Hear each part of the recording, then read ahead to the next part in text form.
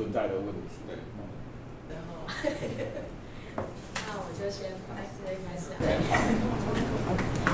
那各位评审大家好，我要跟大家来报告一下有关于 Take 的这个开窗时间，我这样会被挡到。OK。那首先，因为我们知道说现在大家其实针对开车这个问题是民生问题啊，每天都会遇到。那再碰到车子，大家就是想到说位置、停车位要去哪边找，那怎么会找得到？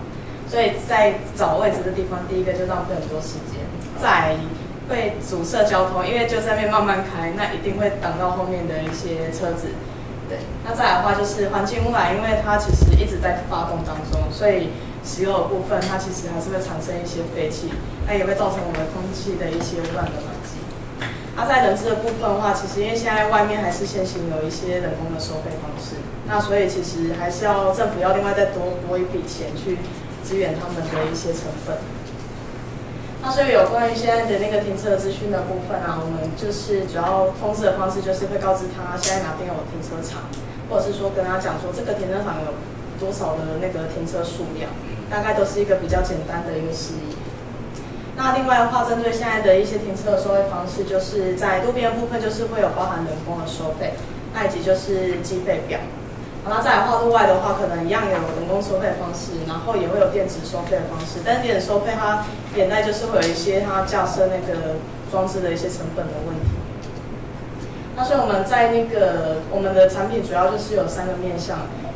在车主的部分，就是我们想要在面对使用者，就是帮他找到车位在哪边，那他车子停在那边是不是很安全啊？对。那在政府的部分，就是希望它可以节省就是在人力的支出，对，那以及说就是可以提高说他去做收费的那个停车费的一个效率。那在社会大众的部分的话，就是我们最终还是希望可以改善我们的环境啊，空气污染的部分，那以及可能包含就是交通安全上面，那还有以及就是交通的一些顺畅性。那所以我们目前的这样的场域就是还是先以路边的停车位做我们改善的目标。那我们主要现在还是针对台北市区去做一个规划。那目前根据交通部它今年统计，就是会以台北市为主，是因为它今年的新领牌的那个车辆大概有8.1万辆，所以其实是居全台之冠。对。因为科比要强迫所有停车位都要收回。对，对，这个很有在线，大家都知道。可以贴上去。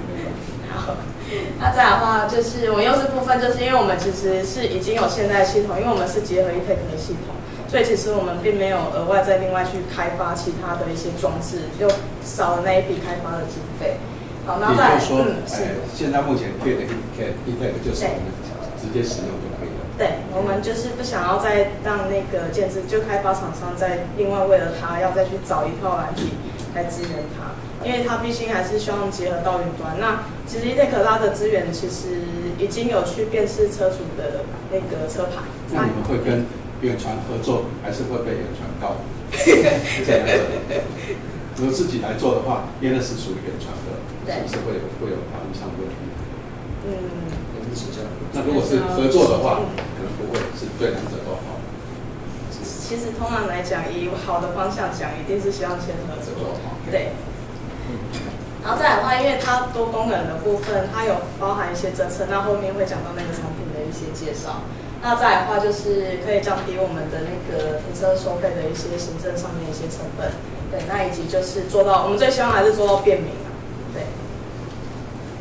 那劣势部分的话，因为这个产品其实比较科技型的产品，它的有一个比较隐藏的一些劣势，就是它必须要大量的推广，去宣导民众怎么用这个东西，它可能才能达到它的一些共鸣。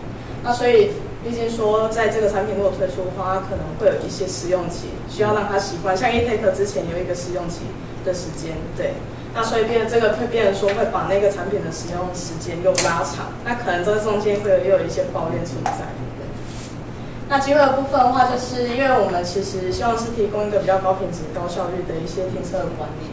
对，那希望就是透过就是让方便民众找到车位之后，然后企业这边，它其实在投资产品的投资上面，它可能也可以获利。那在政府面来讲，它其实达到改善停车这个动作，那其实可以达到3赢的局面。而且部分就一定是针对在那个人事成本上面，一定会影响到他们的，因为像上次E-Take的那个收费亭的那个，现在事情还是没有解决。所以有人会去你们公司举办物料抗议。可能会哦，对。那当然也是还是会有一些竞争者可能也会进来这个市场去分光，对。那在产品的部分，这个大概是示意图。那基本上我们的产品其实就是透过手机的方式去连接 E-Take， 那它直接导到云端系统，那所以一切都是在云端上面去做一些资讯的那个告知。那它会跟你讲说你车子现在离你最近的地方哪里有车位。那再来的话就是车辆它在停在那个停车格之后，我们的那个感应器啊，前面它其实最前面那一只它其实会扫描大概180度，那扫描大概3分钟之后，它就是会传简讯去通知车主说你已经有那个车位。对。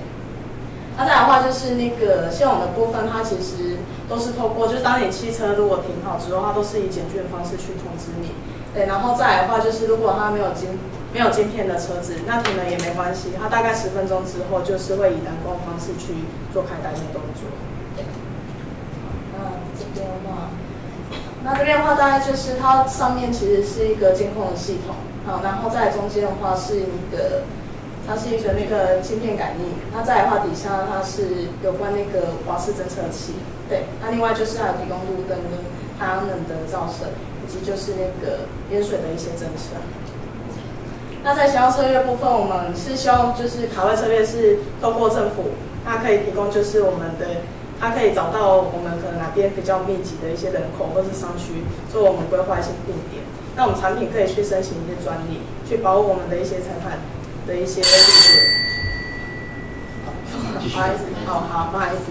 对，然后再来的话就是有关那个，我们可以去参加一些研发的竞赛，然后获取到一些就是可能跟厂商配合，增加我们产品的一些曝光。那在那个渗透策略的话，我们是希望说，透过那个广告、小广告，可能在一些小故事的一些，可以唤醒大家民众现在对停车这一个意识，然后去增加它的一些共鸣，就是说来参与我们这个产品的一个实用性。那在那个战争策略部分的话，就是因为我们希望还是可以配合政府的一些法令去改善停车这个问题。